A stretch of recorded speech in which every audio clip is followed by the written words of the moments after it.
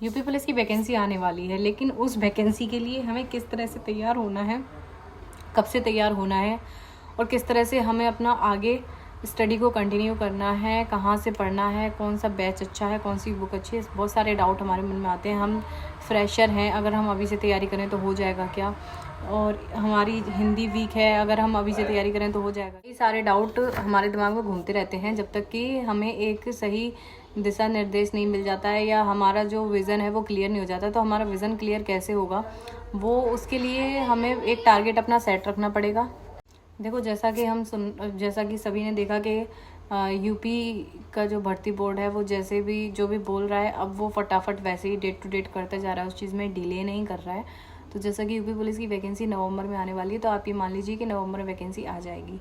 ठीक है, यूपीएसआई की वैकेंसी अप्रैल में ही आ जाती, लेकिन डिले इसलिए हो गया क्योंकि उसमें एज रिलैक्सेशन दे रहे थे। अब देखो, हो सकता है इसमें भी एज रिलैक्सेशन इसमें यूपी पुलिस की भर्तियाँ मिल सकता है और पूरे चांस हैं मिलने के। ठीक है, और एज काउंट कब से होगी, तो अगर नवंबर में भर्ती आती है तो ये जुलाई से आपकी एज काउंट होती है। ठीक है, तो जुलाई मतलब बहुत सारे बच्चे, अगर नवंबर में भर्ती आ जाएगी तो बहुत सारे लोग बचे जाएंगे। जनवरी में आती है तो बहुत सारे लोग ओवर एज हो जाएंगे।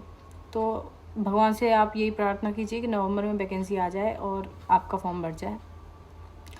तो देखिए, यूपी पुलिस में जब मैंने तैयारी की थी मेरे 244 नंबर थे। ठीक है, और 1.5 महीने तैयारी की, और इस 1.5 महीने में एक चीज़ आपको जानकर सरप्राइज़ लगेगा कि मैंने हिंदी को पहली बार पढ़ा था। मतलब कभी पढ़ा होगा, जैसे शायद मुझे लग रहा है, हाँ 12th तक पढ़ी थी, 12th तक थी हिंदी, लेकिन वो 12th तक ऐसा था, 10th तक ठीक ठाक पढ़ी थी हिंदी। फिर 11th 12th में तो फिज़िक्स, केमिस्ट्री और मैथ में ज़्यादा फोकस रहता था। एक कोचिंग इंग्लिश की भी लगी थी। हिंदी का हमारी केवल वीक में एक क्लास होती थी, स्कूल तो हम जाती नहीं थे। 11th 12th में कोचिंग लगी थी। 11th में तो कोचिंग भी नहीं लगी थी, ना इंग्लिश की ना हिंदी की, अपने आप की थी। और 12th में इंग्लिश की कोचिंग लगी थी, जिसमें वो संडे को जैसे 15 दिन में, मतलब उसमें समथिंग 60 क्लास थी। तो मेरा टारगेट था एक दिन में 4 क्लास करने का। दिन में नहीं, हिंदी मेरी रात में होती थी, दिन भर अदर सब्जेक्ट होते थे। रात को 9 बजे पढ़ने बैठती थी और 9 बजे के बाद मुझे हिंदी पढ़नी होती थी। खुद के पहले क्लास से समझना होता था, फिर उसको पॉज करके खुद के नोट्स बनाने होते थे। फिर जब पढ़ते पढ़ते बोर हो जाओ तो फिर बुक से प्रैक्टिस करनी होती थी। ये मेरा रूटीन था हिंदी का। रात के 9 बजे से लेकर 2 बजे तक, 2:30 बजे तक, 3 बजे तक, कभी कभी सुबह के 4-5 भी बज गए, डिपेंड करता है, मन लग जाए। सर्दी के दिन थे, उस टाइम पे कमर दर्द होती थी ठंडी हवा से, क्योंकि सामने गेट, हमारा मकान बन रहा था उस टाइम पे। दूसरी मंजिल पे गेट और खिड़की नहीं थे, बस दीवार खड़ी थी, पर्दा डाल रखा था। ठंडी हवा से कमर में दर्द, तो बाम लगाई फिर बैठ गए, फिर बाम लगाई फिर बैठ गए, फिर लेट गए फिर बैठ गए, ऐसे चला। तो 20 दिनों में लेकिन मेरी हिंदी कवर हो गई थी। टारगेट 15 दिन का था, बट वो 20 दिन लग गए। बीच में एक आध दिन तबीयत ख़राब हो गई ऐसे करके। तो अगर आप भी करना चाहें तो हिंदी को आप जल्दी से जल्दी आप कवर कर सकते हैं। मैंने तो 15 दिन में हिंदी की पूरी व्याकरण कर डाली थी। साहित्य तो नहीं पढ़ा था, साहित्य की कुछ इम्पोर्टेंट कुछ 4-5 पेज पढ़े थे बस, जो सर ने कराए थे बैच में, बस उतना। और फिर 15 दिन मैंने लूसेंट से प्रैक्टिस की थी। अब आपके पास में तो समय है, आप 1 महीने में तरीके से व्याकरण को पढ़ सकते हो, अगले 1 महीने में हिंदी की प्रैक्टिस कर सकते हो, अगले 1 महीने में साहित्य कर सकते हो। आपके पास तो 3 महीने हैं, मेरे पास तो दिन नहीं थे। मैंने तो 15 दिन में व्याकरण ख़त्म करके 15 दिन में प्रैक्टिस कर ली थी पूरी लूसेंट की। फिर अगले 15 दिन जो थे, वो जो रात का समय था हिंदी का, वो मैंने जीके जीएस पे ट्रांसफ़र कर दिया। जीके जीएस पढ़ी थी 15 दिन में, ऐसे 45 दिन किया था। दिन में मेरा मैथ, रीजनिंग और जीके ये रहता था। मैथ पढ़ ली, रीजनिंग पढ़ ली, और मैथ तो बहुत कम ही पढ़ी थी क्योंकि मैथ रीजनिंग मेरी पहले से थी। ठीक, मतलब रिवीजन करना था बस थोड़ा थोड़ा, ज़्यादा नहीं। और ज़्यादातर जो दिन का टाइम था वो जीके जीएस का होता था। अब अगर मैं इस वीडियो में ये बोलूँ कि आप मैथ मत पढ़ो या फिर जीके जीएस मत पढ़ो, ये मेरी बेवकूफ़ी होगी। भाई, आप एक बार टेस्ट लगा के देखो, एनालिसिस करो, आपका जो चैप्टर सब्जेक्ट वीक है वो पढ़ो, जो अच्छा खासा है उसका बस प्रैक्टिस करो। और बहुत ज़्यादा उसमें डिटेल में घुसने की ज़रूरत बिल्कुल भी नहीं है। ठीक है, मैथ्स किस लेवल का आता है, खाकी 2nd बैच का अगर आप मैथ कर लो सफिशिएंट है, या फिर आपके पास में यूपीएसआई वाला बैच है सफिशिएंट है ये वाला। अब कोई बोलता है कि हमारे पास में जीडी का बैच है तो क्या यूपी पुलिस हो जाएगा?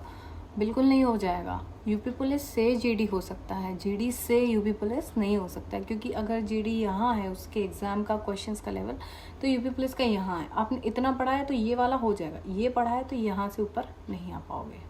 ये मैंने आपको बता दिया मैथ्स का और रीजनिंग का। ये एक बार आपको खुद का एनालिसिस करना पड़ेगा कि आपका कौन सा सब्जेक्ट वीक है। जो सब्जेक्ट आपका वीक है उस पर आप ज़्यादा ध्यान दो, और जो सब्जेक्ट आपका ठीक ठाक है उसके आप प्रैक्टिस सेट लगाओ, टेस्ट लगाओ, इनफ है। जो आपका अच्छा खासा है, बिगिनर हो तो सब कुछ ही पढ़ना है भाई, सब पे इक्वल टाइम डिस्ट्रीब्यूट करना है। बट ऐसा नहीं है कि एक तरफ 4 हिस्से हैं, एक में मैथ, एक में रीजनिंग, एक में हिंदी, एक में जीके।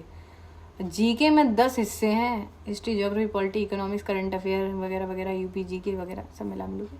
तो तुम अगर अल्टीमेटली 10 जीके के और 3 ये 13 सब्जेक्ट को 13 हिस्सों में बांटोगे तो तुम घाटे में जाओगे।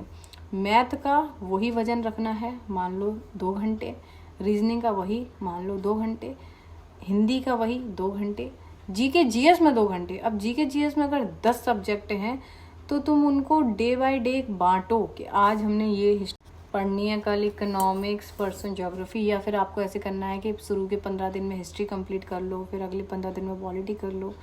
लेकिन आप इसको कंपेयर नहीं कर सकते हिंदी से, ठीक है, कि 1 घंटा हिंदी पे दे दिया और 1 घंटा हम डेली उस पर दे रहे हैं पॉलिटी पे, और 1 घंटा डेली ज्योग्राफी पे। ऐसा नहीं करना है, वेटेज देखना है एग्ज़ाम का। और ये आपको एक बार आप टेस्ट लगाइए, 2-3 टेस्ट लगाओ, 3 टेस्ट में आपका एवरेज स्कोर पता चलेगा। कभी कोई टेस्ट अच्छा भी चला जाता है, कोई बेकार भी। 3 से आपको आइडिया लग जाएगा कि आप अभी कहाँ पे हैं, ठीक है। और बाकी अगर आप नए हैं तो आप मेरे चैनल से भी जुड़ सकते हैं, सब्सक्राइब कर सकते हैं, यहाँ से आपको बहुत ज़्यादा मदद मिलने वाली है। और प्लीज़ मेरे होलिये पे मत जाना, क्योंकि मेरा एक्सीडेंट हुआ है और मैं टोटल बेड रेस्ट पर हूँ। मुझे 10 दिन हो गए हैं बेड रेस्ट पे। मेरे बालों में कॉम्ब भी नहीं हुआ है, मेरा पूरी बॉडी पूरा खिचड़ पिचड़ टूटा फूटा रखा है। ये देखो, ये नील ऐसे मेरी पूरी बॉडी पर हुए रखे हैं, पूरी कमर छिली है, पैर फटा पड़ा है, टाँके लग रहे हैं। तो अभी कंडीशन बहुत बुरी है। लेकिन हाँ, आप मुझसे जुड़ेंगे तो आपको कंटेंट अच्छा मिलेगा, गाइडेंस अच्छी मिलेगी, ये चीज़ें अच्छी मिल जाएंगी, शकल अच्छी मिले या ना मिले। तो ये सारी चीज़ें रही हैं। और जीके जीएस के लिए देखो कौन सी बुक बेस्ट है, हम सब कुछ एक वीडियो में तो नहीं बता सकते हैं कि कौन सा चैनल बेस्ट है।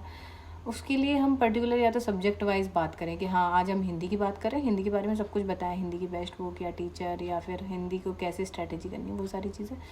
अब एक वीडियो में सब कुछ बताना पॉसिबल नहीं हो पाता है, तो आप जुड़े रहिए, अगली वीडियो का इंतज़ार करिए कि अगली वीडियो में क्या आता है आपके लिए, एकदम सरप्राइज़ लेके।